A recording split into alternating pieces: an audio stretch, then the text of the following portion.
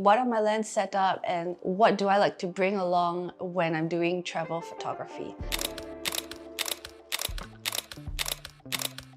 My name is Nicole and welcome back to this YouTube channel. So if you've been following our YouTube channel, we recently did a trip to Taiwan and I was basically shooting photos and videos throughout the whole trip. I think I would say a good 7 to 8 days. I had my Fujifilm camera ready next to me throughout the whole trip. So first I'm going to share my setup and what lens I brought together with my Fujifilm X-T5. So I have the Fujifilm X-T5. I bought it with the kit lens, which is the 16 to 80 f4. But this, I use it mostly for work because of its versatile focal length. I need that kind of flexibility when it comes to work. But when I travel, I really don't want the weight. So I bought another lens for traveling only. It's the 35mm f2 and I'm gonna pop it on. So there we go, this is what I travel with. This is my go-to. The reason why I got the 35mm is because ever since I started photography, I was very into street photography and street portraiture, and I really loved the focal length of the 50mm at particularly f2 because I didn't want the aperture to be too wide such that everything is so blur, but yet I do like it when the subject is a little bit more in focus compared to the rest. So because the Fujifilm X-T5 is actually like a crop sensor, so when you get a 35mm, you times 1.5 around there and you get approximately a 50mm focal length. If I'm not wrong, the accurate number is 53mm, something like that, but it gives a very nice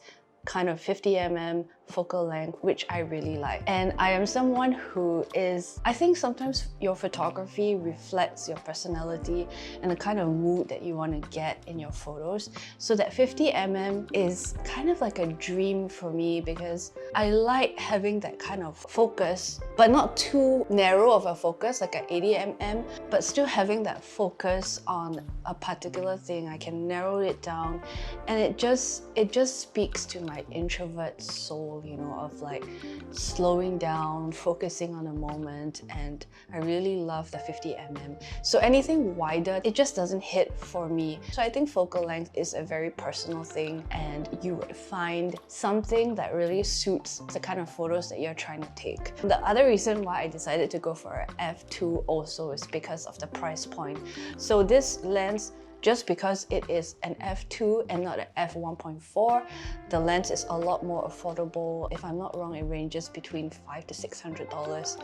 So I thought it was a very reasonably priced top-up to accompany my usual setup. To add on to this lens, I actually got a hood. So this is a screw-down hood to protect the lens. And I find this is very, very useful because I'm going to show you how I set up when I travel about, and you will know why this lens hood is very important to me. So someone asked what camera bag do I carry when I do travel photography, and this bag came free when I purchased the Fujifilm X-T5.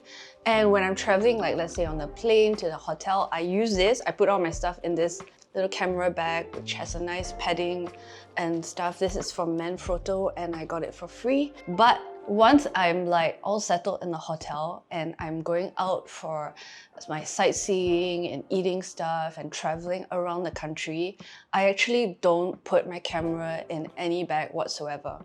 I basically brought along this small little bag, and in this bag is only my DJI Osmo Pocket 3 with the battery handle, a tiny tripod for the DJI and the mics, and my other essential stuff like my phone, my wallet, tissue paper, hand sanitizer, okay, all those stuff.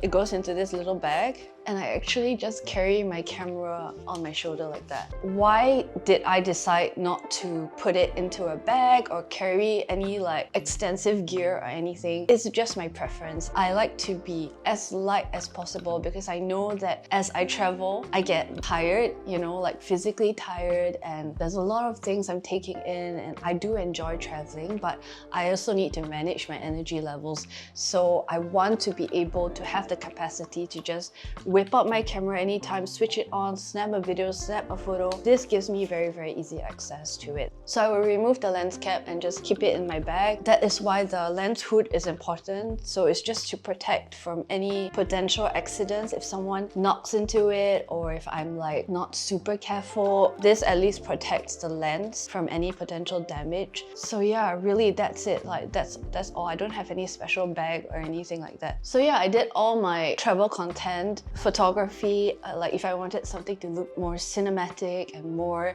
vibes, I would use this to take certain video content. And then for the vlogging stuff, for more wide angle stuff, self-filming, talking videos, I would just reach out for my DJI Pocket Osmo 3. So if you like a review on the DJI Pocket Osmo 3, let me know in the comments below. I can also do a follow-up video on that. Remember to subscribe to this channel and also give this video a thumbs up if you liked it. Enjoy our travel vlogs and vlogs in Singapore. I'll see you guys in the next video. Thank you for watching. Bye guys.